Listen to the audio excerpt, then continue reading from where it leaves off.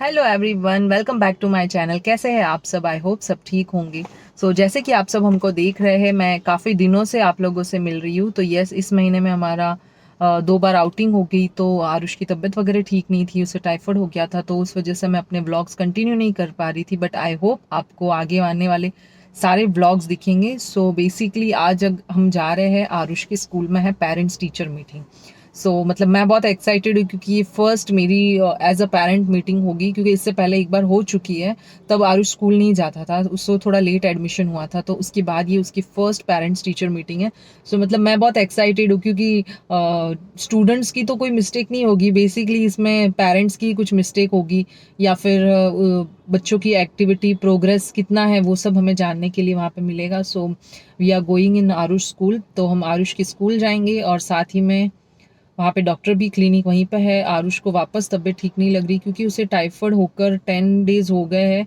उसे बिल्कुल ठीक था, बट अब कल से वापस उसे हल्का हल्का सा फीवर स्टार्ट हो गया है। तो दोनों काम करने हैं, साथ में दिवाली भी आई है, तो दिवाली की सफाई का घर पे भी काम यूं ही आधा छोड़ दिया है। और ये स्कूल जाकर हम आ गए हैं।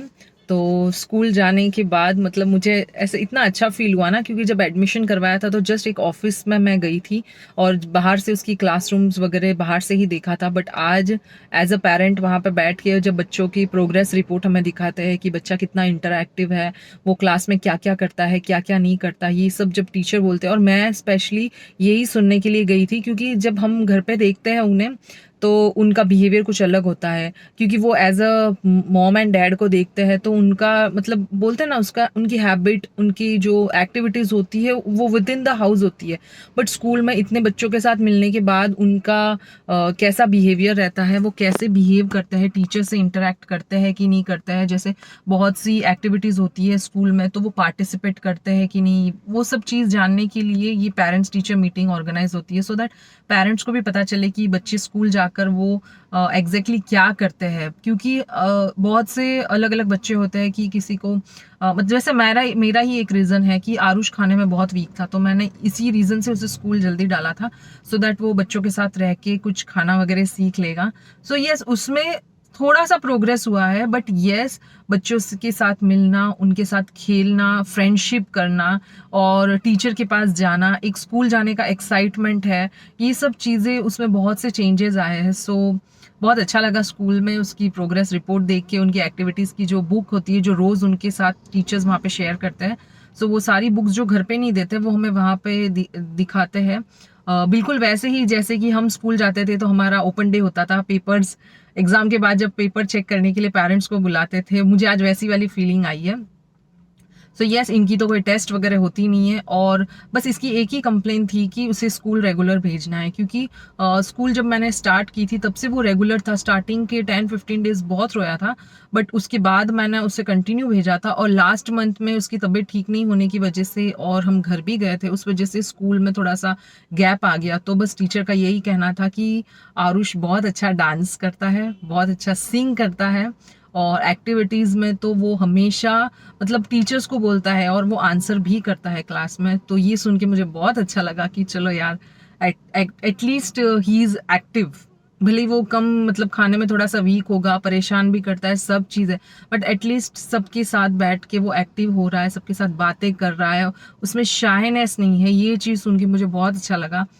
और स्कूल से कुछ किट वगैरह दी है बच्चों को, क्योंकि अब दिवाली वेकेशन होने वाली है, तो दिवाली के होमवर्क बुक्स वगैरह कुछ दिए हैं।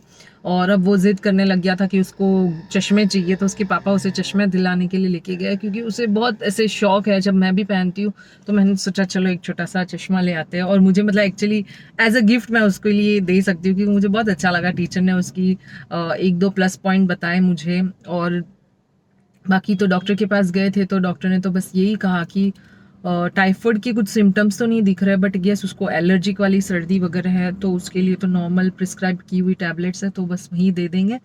और बाकी देखते हैं, और व्लॉग्स को एंड तक देखना, क्योंकि साथ ही में दिवाली की सफाई भी शुरू होने वाली है। और ऑलमोस्ट मतलब थोड़ी बहुत तो सफाई स्टार्ट करके बेड पे सब यूं ही छोड़ के आई हूँ, क्योंकि अब नवरात्रि में ही मैंने किचन वगैरह सारा साफ कर लिया था। कुछ कुछ चीज़ें हैं, विंडोज़ वगैरह साफ कर ली है, कुछ बाकी है। तो क्या क्या होने वाला है आपको आने वाले ब्लॉग्स में ज़रूर दिखेंगे। और आई होप आपको मेरा ब्लॉग अच्छा लगेगा तो लाइक शेयर एंड कमेंट ज़रूर करना।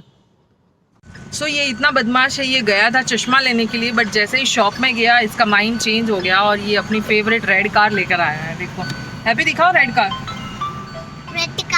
बिग वाली रेड कार। हेलो। तो ये बिग वाली रेड कार लेके आया है वहाँ से। अब ये आज पूरे दिन इसी रेड कार के साथ खेलेगा। चलो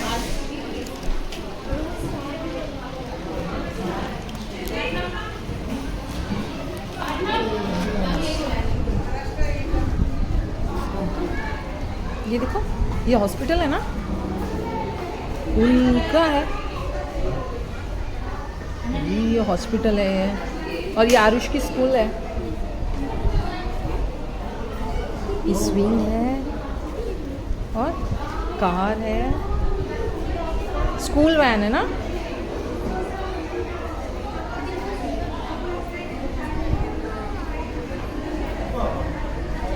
और ये क्या है, सीसॉ।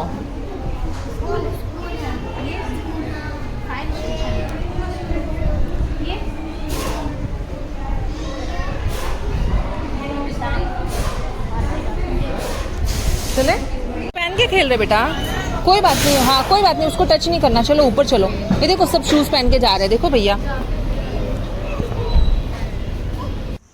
और घर आके वापस बैक टू द वर्क। सो मैंने एक बेडरूम की खिड़कियाँ वगैरह सारी साफ़ कर दी थी, आज हॉल। तो मैंने आज डिसाइड किया था कि आज के दिन में मुझे कैसे भी करके अपना हॉल की सफाई कंप्लीट करनी है। तो मैंने स्टार्टिंग अपनी बालकनी से की थी। बालकनी वॉश करने के बाद बस दोपहर को धूप आई थी, आरुष सो गया था तो वो डिस्टर्ब नहीं हो रहा था कोई, और मुझे नींद नहीं आ रही थी, तो मैंने सोचा चलो विंडो वगैरह साफ़ कर लेते हैं। और इसी की लाइजॉल से मैंने साफ़ वगैरह किया है, इसे लाइजॉल और हल्का सा सर्फ का लिक्विड वाटर के साथ। और मुझे है ना एक्चुअली ये विंडो साफ़ करते करते काफ़ी मज़ा आया, क्योंकि वहाँ पे जो विदाउट इफ़ेक्ट्स जो है बहुत अच्छे से मेरी रील्स वगैरह बन गई। काम करते करते थोड़ा सा एंटरटेनमेंट भी तो होना चाहिए, वरना अकेले तो बोर ही हो जाता है। वरना क्योंकि सफाई में जब एक से दो जब साथ होना तो हंसी मजाक वगैरह चलता रहता है, बट अकेले होते हो ना तो बोर भी नहीं होना चाहिए। सो बोर ना होने के लिए मैं अपने साथ में सॉन्ग्स भी चला लेती हूँ। और अभी तो इनके पास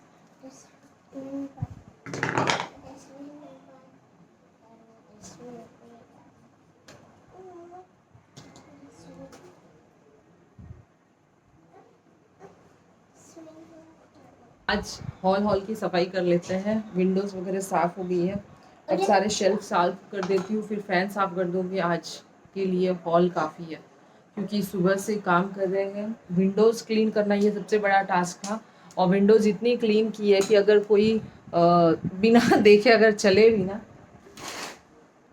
तो उनका नाक यहाँ पे लग जाए, इतनी साफ़ की है विंडो भी। और जब तक एक्चुअली वाइपर से साफ़ करने का मन था, बट वाइपर से अगर साफ़ करती ना तो वो सारे उसकी वाइपर के जो निशान है वो दिख रहे थे, तो मैंने स्पॉन्ज से उसके साफ़ किए। सो विंडोज़ तो सारी क्लीन हो गई। विंडोज़ साफ़ करना इसी में बहुत ज़्यादा टाइम लग जाता है। सो खाना वगैरह खाने के बाद मैंने स्टार्ट किया था विंडो से। विंडो हो गई है, अब आते हैं शेल्फ पे, फिर सारे फ़ैन साफ़ कर देंगे और टीवी यूनिट रह जाएगा। फिर बाकी आज के दिन के लिए बहुत है, बिकॉज आज सफाई का फर्स्ट डे है, तो ज़्यादा नहीं हो पाएगा, क्योंकि धीरे धीरे सब चीज़ करनी है। और आरुष सोया था तो इसीलिए मैंने स्टार्ट किया था, और अब वो उठ गया है तो बीच बीच में मेरा डिस्टर्बेंस स्टार्ट होगा, ये कहीं ना कहीं डिस्टर्ब करेगा मुझे ना। इस शेल्फ पे कुछ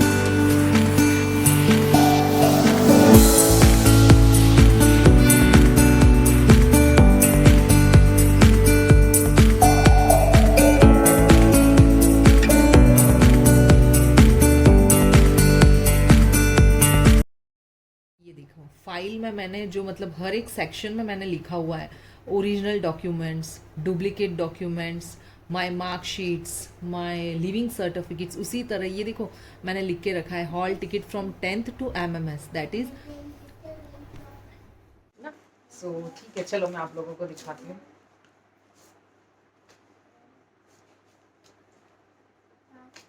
ये देखो, ये मेरे 10th का हॉल टिकट है एग्ज़ाम का, जो आज तक कितने साल हो गए बट आज दिन तक इसे एक क्या बोलते हैं, एक फोल्ड तक नहीं है इसमें, क्योंकि इसे लेमिनेशन की तरह मैंने रखा गया। और ये मेरा फ़ोटो, क्योंकि 10th स्टैंडर्ड तक मेरे हेयर्स इतने ही थे। इसके बाद आती है, ये देखो 12th स्टैंडर्ड की, 12th स्टैंडर्ड का हॉल टिकट है। फिर आते हैं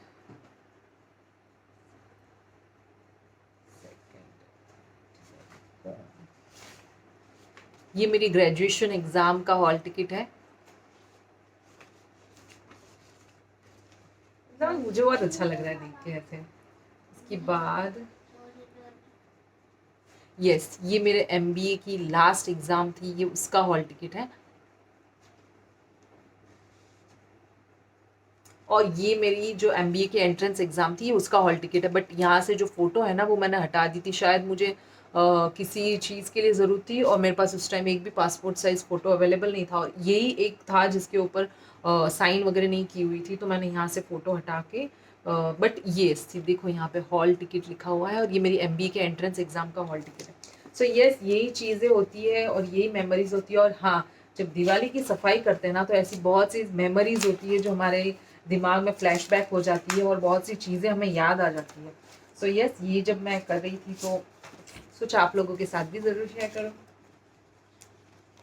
यस, वन मोर सी, ये और एक हॉल टिकट है मेरी MSCIT की, जो मैंने एग्ज़ाम दी थी, ये उसका हॉल टिकट है। सारी चीज़ें अच्छी से मैंने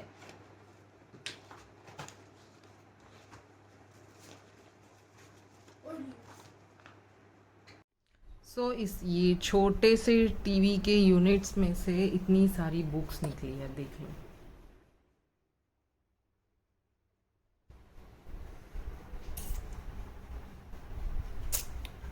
ये सारी बुक्स आरुष के पापा की है। अगर देखा जाए तो सारी ऑलमोस्ट, मेरी तो सिर्फ एक ही बुक है जो कि ये है IBPS PO वाली, क्योंकि मैंने भी बैंकिंग एग्ज़ाम क्रैक करने के लिए इसकी इस बुक से सारे मैथ्स वगैरह सॉल्व किए थे। ये थी एक नॉन वर्बल रीजनिंग है। रीजनिंग एक ऐसा सब्जेक्ट है ना, जो आप कोई भी कॉम्पिटिटिव एग्ज़ाम दे दोगे ना, उन सब में ये रीजनिंग यूज़ होगी। सो मैं ये रीजनिंग और ये IBPS की बुक मेरी है। बाकी सारी बुक्स जितनी भी है सारे आरुष के पापा की है। NCERT की बुक्स है और ये SSC एग्ज़ाम्स की बुक्स है। जो वर्ड पावर मेड इजी, ये भी मेरे हस्बैंड की बुक है, बट ये भी मैंने इंग्लिश स्ट्रॉन्ग करने के लिए ये भी ज़रूर रीड की थी। और मैंने बैंकिंग के 3 अटेम्प्ट्स दिए थे, बट पॉसिबली या इम्पॉसिबल, आप जो मतलब लकीली कहो या जो भी, मैंने 3 अटेम्प्ट्स दिए थे बैंकिंग एग्ज़ाम के, बट मैं एक भी क्रैक नहीं कर पाई। और उसके बाद फिर मैंने कोशिश ही नहीं की। बट आई रियली अप्रिशिएट उन सारे जो स्टूडेंट्स हैं जो गवर्नमेंट एग्ज़ाम की तैयारी करते हैं। मैं उनकी मेहनतों को रियली बहुत अप्रिशिएट करती हूँ, बिकॉज गवर्नमेंट एग्ज़ाम करना आज के टाइम में टफ़ कंपटीशन हो गया है, और इस कंपटीशन में ये सारी एग्ज़ाम्स क्लियर करना इज़ वेरी डिफ़िकल्ट। सो इसीलिए मैंने ये सारी बुक्स रखी है, क्योंकि ये एक ऐसी गवर्नमेंट एग्ज़ाम्स की जो पढ़ाई होती है ना, वो कॉमन होती है। बस ये होता है कि हम कौन से एग्ज़ाम दे रहे हैं, उसकी जनरल नॉलेज अलग होता है थोड़ा सा। हाँ, जीप ये ले लो, ये ले लो, क्योंकि सारी एग्ज़ाम्स जो भी होती है उसमें इंग्लिश, मैथ्स और रीजनिंग ये तो सब सेम ही होता है। तो इसीलिए मैंने ये बुक सारी संभाल के रखी है, सो दैट किसी को ज़रूरत हो मटेरियल, स्टडी मटेरियल की, तो मैं उसको इजीली दे सकूं। क्योंकि आरुष के पापा ने तो अपनी एग्ज़ाम क्रैक करके जॉब ले ली है, मैंने भी कोशिश की थी बट नहीं हो पाया। मैंने 3 अटेम्प्ट्स दिए थे बैंक की एग्ज़ाम के, बट नहीं हो पाया। और उसके बाद फिर बाद में मैं नहीं कर पाई। तो बस बुक्स हैं मेरे पास, और साथ में जो क्वेश्चन पेपर्स हैं उनकी सॉल्यूशंस भी मेरे पास है। सो बट इसीलिए मतलब रद्दी में देना या फिर कबाड़ी वाले को देने का मन नहीं मानता, क्योंकि इस एक जो बैग है मेरे पास, इस बैग में इसमें सारे जितने भी पेपर्स हैं ना, ये सारे आरुष के पापा के सॉल्यूशन है, अपने हाथों से किए हुए। इसीलिए मेरा मन नहीं मानता और इसीलिए मैं इन सारी बुक्स को संभाल के रखती हूँ।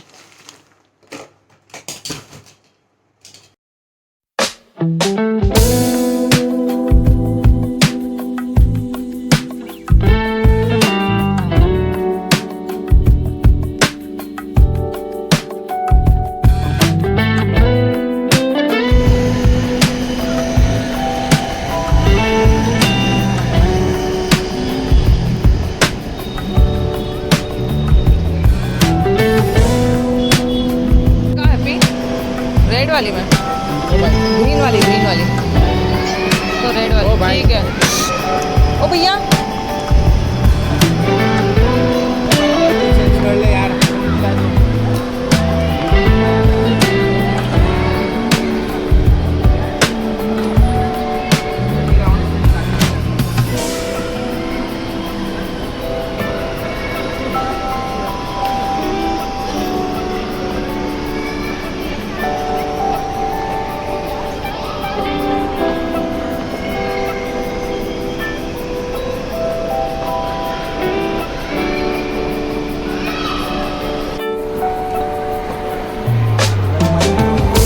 सब जगह ऑफर होगा।